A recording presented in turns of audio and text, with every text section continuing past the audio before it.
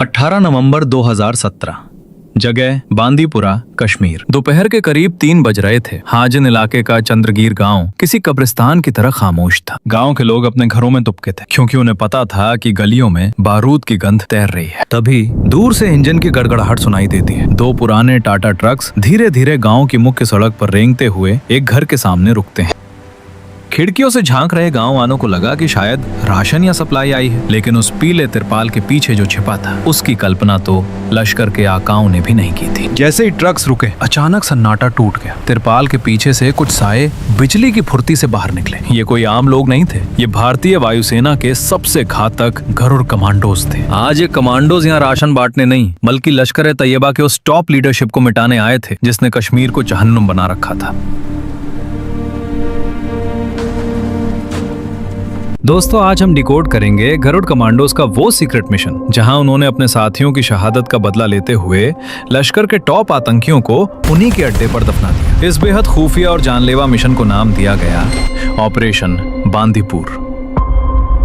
इस ऑपरेशन की नींव 2017 में नहीं, बल्कि 2016 के पठानकोट एयरबेस हमले के बाद रखी गई थी। उस हमले के बाद वायुसेना ने तय किया कि उनके गरुड़ कमांडोज को एंटी टेरर ऑपरेशंस का और भी ज्यादा अनुभव चाहिए। इसी मिशन के तहत गरुड़ की एक टुकड़ी को 13 राष्ट्रीय राइफल्स 13 RR के साथ अटैच किया गया। 11 अक्टूबर 2017 को इसी बांदीपुरा में एक ऑपरेशन के दौरान हमारे 2 जांबाज गरुड़ सार्जेंट मिलिंद आनंद राव और कॉर्पोरल नीलेश कुमार ने 2 आतंकियों को मार गिराया। लेकिन उस भीषण जंग में वे खुद वीरगति को प्राप्त हो गए।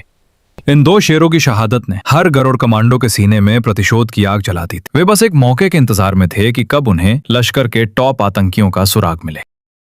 17 नवंबर 2017 की रात गरुड़ कमांडिंग ऑफिसर राजीव चौहान के पास एक हाई लेवल इंटेलिजेंस इनपुट आता है। खबर पक्की थी, लश्कर के 6 खूंखार आतंकी चंद्रगीर गांव के घर में मीटिंग कर रहे हैं। इनमें 2 नाम ऐसे थे जिन्हें सुनते ही दिल्ली के गलियारों में हलचल मच गई। पहला था ओसामा जंगी उर्फ उबैद। ये कोई मामूली आतंकी नहीं था, बल्कि मुंबई हमले के मास्टरमाइंड जकी और रहमान लखवी का सगा भांजा था। दूसरा था महमूद भाई, लश्कर का टॉप कमांडर, जो पूरे उत्तर कश्मीर में आतंक का नेटवर्क चलाता था। ये वही लोग थे जो कश्मीरी युवाओं के हाथों में पत्थर और बंदूकें थमा रहे थे। NSA अजीत डोभाल की टीम की नजरें इन पर सालों से थीं। आदेश साफ था, confirm the target and neutralize, यानी आज रात कोई भी आतंकी जिंदा नहीं बचना चाहिए।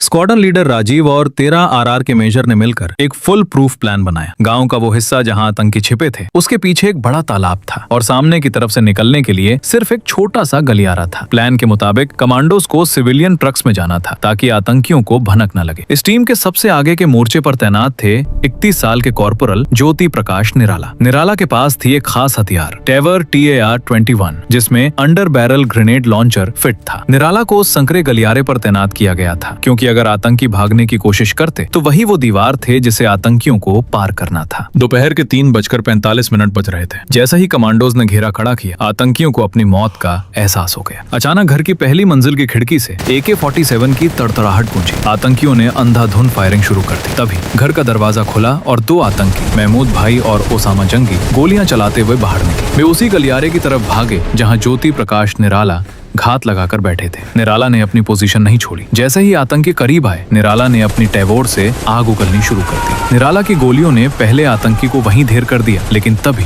दूसरे आतंकी की एक गोली निराला के सीने में जा लगी। निराला बुरी तरह जख्मी हो गए। खून तेजी से बह रहा था, लेकिन उस शेर ने हार नहीं मानी। उन्होंने दर्द को भुलाकर फिर से ट्रिगर दबाया और दूसरे आतंकी को भी जहन्नम पहुंचा दिया। आतंकियों ने सोचा था कि वे भाग निकलेंगे, लेकिन निराला एक ऐसी फौलादी दीवार बन गए थे जिसे मौत भी नहीं हिला सकी। अभी 2 आतंकी मरे ही थे कि घर के अंदर छिपे बाकी 4 आतंकियों ने बाहर की तरफ ग्रेनेड फेंकने शुरू किए। वे दीवार फांदकर भागने की कोशिश कर रहे थे, लेकिन गरुड़ कमांडोज का गुस्सा अब 7वें आसमान पर था। निराला को खून से लथपथ देख बाकी कमांडोज ने प्रहार से सुरक्षा के अपने मोटो को चरितार्थ कर दिया। अगले 60 सेकंड तक चंद्रगीर गांव गोलियों की आवाज से दहल उठा। हमारे कमांडोज ने चारों तरफ से आतंकियों को घेर कर उन पर गोलियों की बौछार कर दी। एक एक करके लश्कर के सभी 6 आतंकी मलबे में तब्दील हो गए। लखवी का भांजा उबैद भी उसी मिट्टी में मिल गए।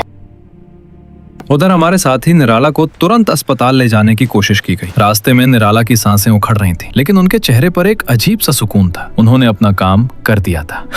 31 साल का ये जांबाज, जिसकी एक छोटी बेटी थी जो उसे वीडियो कॉल पर पापा कहकर बुलाती थी, आज भारत माँ की गोद में हमेशा के लिए सो गया।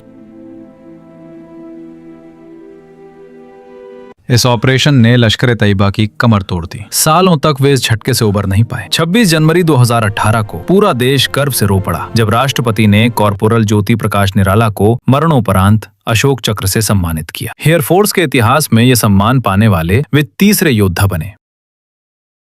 दोस्तों, आज हम अपने घरों में सुरक्षित हैं क्योंकि बांदीपुरा की उन गलियों में निराला जैसे वीर खड़े थे। अगर आपको हमारी सेना के इस जांबाज की कहानी और गरुड़ कमांडोज का ये प्रहार पसंद आया तो कमेंट में जय हिंद और गरुड़ प्रहार से सुरक्षा जरूर लिखें। वीडियो को लाइक करें और हमारे इन अनसंग हीरोज की कहानी को शेयर करें। मिलते हैं अगले वीडियो में। जय हिंद, वंदे मातरम।